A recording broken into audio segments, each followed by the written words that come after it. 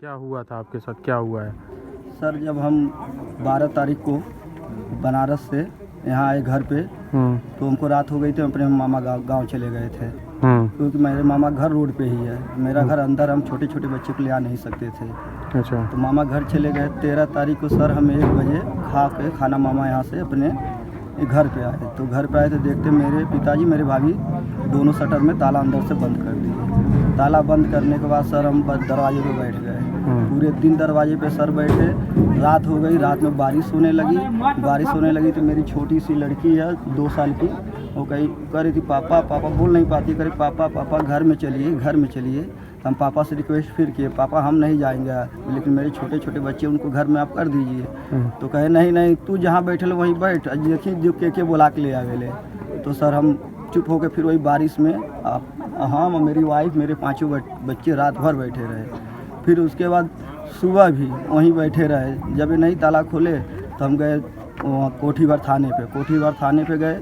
तो वहाँ जो थे भानु प्रताप मौर्य, उनको अपना दरख्वास्त दिए। हम कहे सर कि देखिए मेरे पिताजी घर में घुसने नहीं देते हैं, और क्या हम करें साले तुमको घुसने क्यों देगा।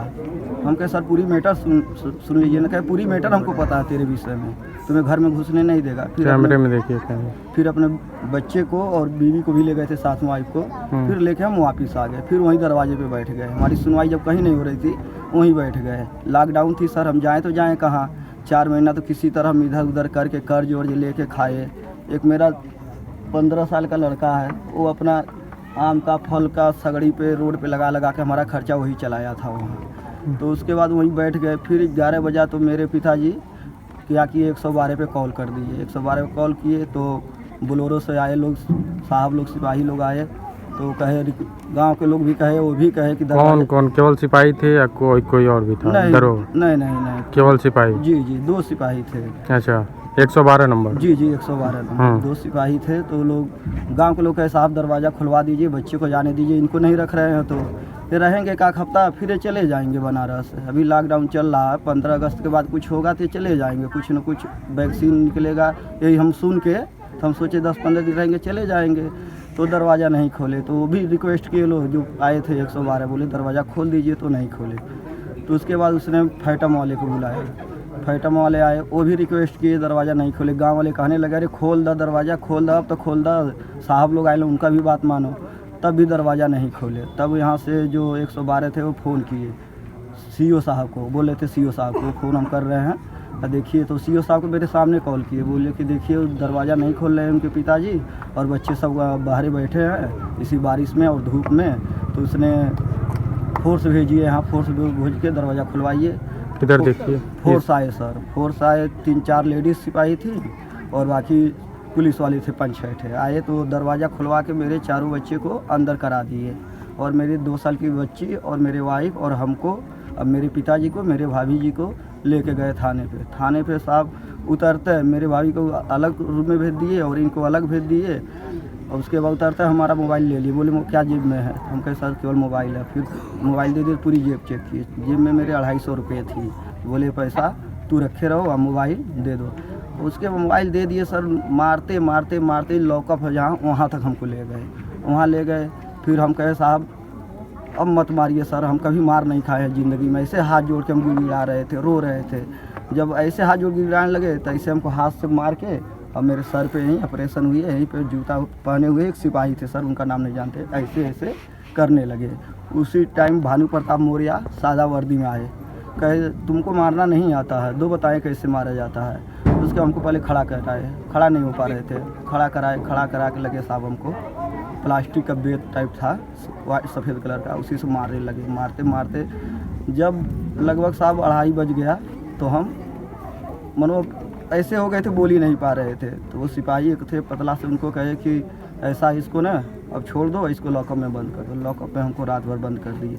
सुबह 6 बजे फिर सादे वर्दी में आए, कहे तेरे जैसे साला नालायक लड़का देखे नहीं, तुमको तो साले जहर खा के मर जाना चाहिए, तुम किसी लायक के नहीं हो साले, तुम ऐसे कर रहे हो, गांव का आदमी इकट्ठा कर रहे हो। हम कहे कि जब मेरे पिताजी बोले हम 13 साल बाद आए हैं, तो 13 साल में हमको गांव के लोग कितना हमसे व्यवहार है, कितना मेरे पापा से, हम क्यों जाएं बुलाने।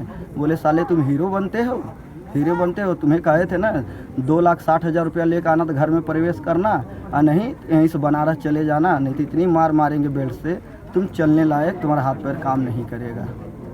फिर साहब उसके बाद सुबह क्या किए, कागज़ मंगाए। कागज़ मंगाने के बाद कहे पता नहीं इसमें क्या क्या लिखे, हमसे कहे साइन कर दो। नहीं, पहले मेरे पिताजी बुलाए तो पिताजी साइन कर दिए, फिर हमसे करा लिए साइन। तो हम कहे साहब अब पढ़ने तो दीजिए, पढ़ने तो हमको दे ही नहीं रहे थे। कहे साले तुम हमसे ज़्यादा पढ़े हो, भानु प्रताप मौर्य जी कहे साले तुम हमसे ज़्यादा पढ़े हो।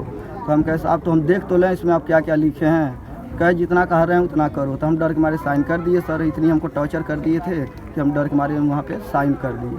साइन करने के बाद वो मेरी भाभी को बुलाए तो कह रही कि क्या करने को, मेरे पिताजी कितना का करे देता नहीं। तो मेरे पिताजी कहे वही खनियाल का ज़मीन है वही दे रहे हैं। तब भी हम कहे खनियाल की ज़मीन पे वो मेरी तो ज़मीन है नहीं, वो तो गवर्नमेंट की ज़मीन है, आबादी की ज़मीन है सर।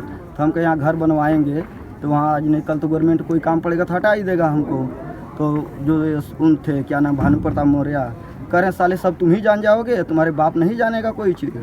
तो हम चुप हो गए। तो मेरी वाइफ कहीं अब तो इतना ज़मीन ले ली है, मेरे भाभी जी कहीं इतनी ज़मीन आप ले ली हैं, 1 बीघा ज़मीन लिखा ली, 1.5 मंडा ज़मीन और बचा, 1 बीघा ज़मीन लिखा ली। तो अब उतना तो साइन आपको करने में क्या है, इतना ही कहीं। तब तक भानु प्रताप मौर्य कागज़ वगैरह अपना जो भी लिखे थे अलग रख के रजिस्टर में, और उनका बाल पकड़ के ढकेल दिए। बाल पकड़ ढकलने के बाद हमको आगे जहाँ थाना अध्यक्ष लिखा है उस रूम में ले गए, गोल सा बना है उसमें ले जाके कहे बेत लाया एक सिपाही बेत। फिर हमको लगे मारने, मारते मारते फिर लॉकअप में बंद कर कौन, भानु प्रताप मौर्य? जी, भानु प्रताप मौर्य। फिर हमको लॉकअप में बंद कर दिए। लॉकअप में बंद करने के बाद जब लगभग साहब 3 बज रही थी तो जो वो थे दरोगा साहब 3 स्टार लगाए थे तो वो आए। वो तो इतनी गंदी गंदी गाली दे रहे थे, वो भी हमको एक शब्द नहीं, हाँ बोलते थे साहब तब भी मारते थे, और ना बोलते थे तब भी मारते थे हमको, और नहीं बोलते थे तब भी मारते थे। तो बताइए साहब हम क्या बोले हैं वहाँ, ना बोलने दिया। अच्छा ये बताइए, वो पारिवारिक मैटर था आपका, उसमें पुलिस वालों की एंट्री कैसे हुई? कौन पहले, आपके पिताजी पहले यानी पहुँच गए थे? नहीं, हमारे गाँव का प्रधान थे, अच्छा, पहले वहाँ बात कर चुके थे। किसके माध्यम से, ये पता है कुछ? वही भानु प्रताप मौर्य के माध्यम से। अच्छा, हाँ, यानी उनको पहले पैसा दे दिए थे? जी। उसके बाद हम हमारी वाइफ बैठे थे और जिस बाथरूम में जिसमें हमको बंद किए थे उसमें बाथरूम भी है सर। तो उसी में वो एक आए दिग्विजय नाम का यहाँ का बन्नी का, वो कागज़ में पैसा उनको पकड़ाए। तो बाथरूम के छोटा सा दीवार था तो हम लेटे हुए थे तो वो पैसा गिनने लगे वैसे करके। तो 2-2 हज़ार का सर 15 नोट थी। इतना हम देखे कर साले क्या देख के करबे, तोरे जैसे बिलार कुत्ता बहुत देखे हैं। तो साहब हम कहे साहब कुछ देख नहीं रहे, हम अपना सर जैसे घुमाए हैं। तो उसके बाद हमारे फिर झगड़ा में साहब कोई घर में कोई झगड़ा नहीं किए, इतनी गांव वाले हैं सर पूछ लीजिए। हम खाली एक दरवाजे बैठे थे तो हमको मार हमको चालान काट के भेज दिया। भेजने के बाद कहे कि दोबारा घर पे मत दिखाई देना, यहीं से ना अपना जमानत करा के बनारस चले जाना, नहीं तो इतनी मारेंगे कि इस बार तो क्या तुम्हें मारे ही नहीं है, थोड़ा ही बहुत मारे हैं, इस बार इतना तुमको मारेंगे तुम चलने फिरने लायक रह नहीं जाओगे, पागल होके तुम घूमोगे। और अब ज़्यादा बोलोगे ना तो तुमको ऐसे करेंगे ना 4 साल जेल भेज देंगे और तुम्हारे वाइफ को ले हम इसी तरह छोड़ देंगे। तो 4 साल में कहाँ जाएगी, 4 साल में दूसरी शादी कर लेगी। हम इतना ही कह सर अब क्या करने शादी करेगी, मेरी 5 बच्चे हैं। तो कह रहे हैं तुम जानोगे साले, वो रंडी है, तुम नहीं जानोगे। बताइए मेरे दिल पे क्या क्या गुजरा साहब, हम मेरे पास कोई था ही नहीं। मौर्य जी बोले थे कि कौन, कहाँ पे, कौन मौर्य क्या है वो?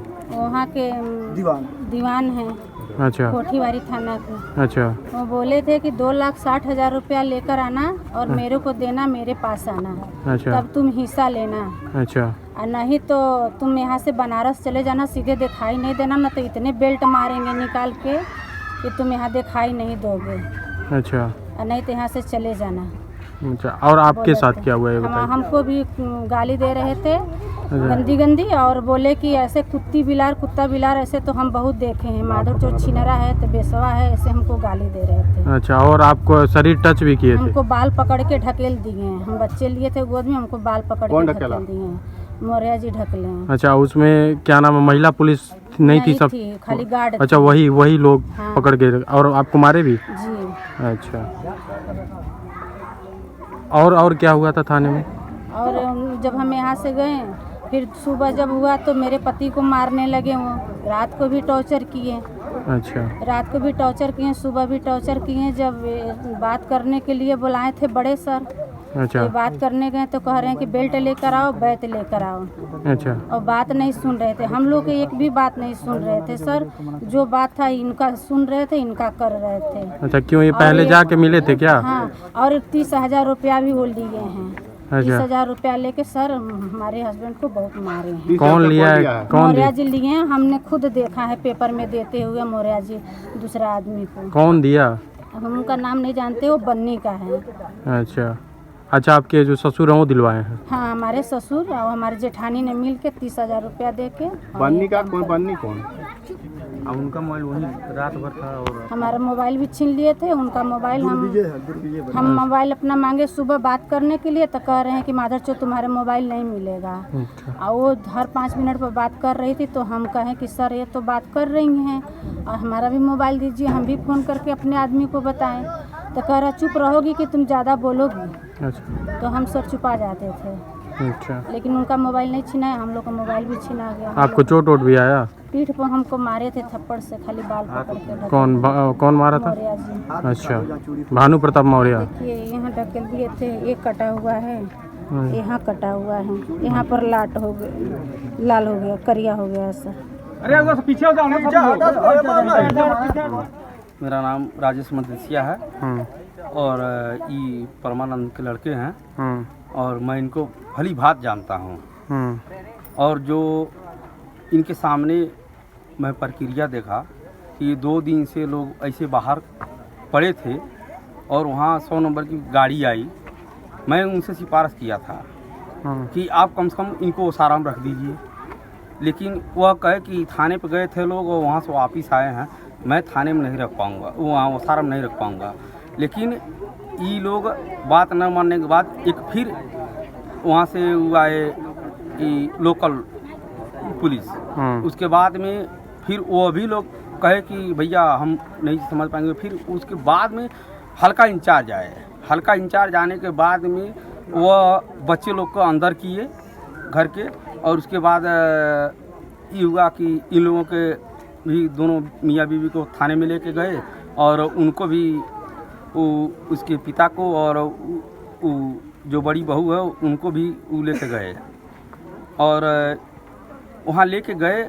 और हम यही सोचे कि मतलब आज प्रशासन में लोग जा रहे हैं, लोग इनको न्याय मिलेगा, लेकिन एक कल लड़का आके यही गांव में कहा कि हमको प्रताड़ित किया गया वहाँ और हमको बहुत मारा गया। मतलब इतना बड़ा तकलीफ इस लड़के के साथ हुआ है। अच्छा, तो इनका मैटर पारिवारिक मैटर पुलिसिया मैटर कैसे बना? अब उनकी बहू फ़ोन की थी 100 नंबर गाड़ी पे। अच्छा, बड़ी वाली बहू फ़ोन की थी,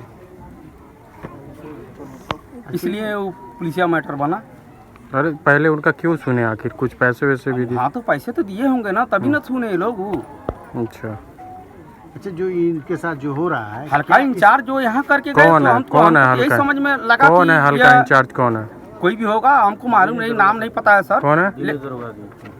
हमको पता नहीं है सर, लेकिन कहने का मतलब है कि मान के चलिए हल्का इंचार्ज आए, यहाँ से लेके गए और न्याय कर गए कि बच्चों लोग को अंदर कर दिए। और इनको जब साथ में ले गए तो ये हमको लगा कि मतलब न्याय करेंगे, लेकिन थाने से ये लड़का जब वापस आया तो यही बोला हमसे कि लोग हमको भैया प्रताड़ित किए हैं, मारे हैं लोग। आपकी नज़र में और गांव वालों की नज़र में ये किसके साथ अन्याय हो रहा है, ये बताइए। इसके साथ अन्याय हो रहा है भाई, उनका लड़का है, इसके साथ अन्याय हुआ है, इसको इसका हिस्सा मिलना चाहिए।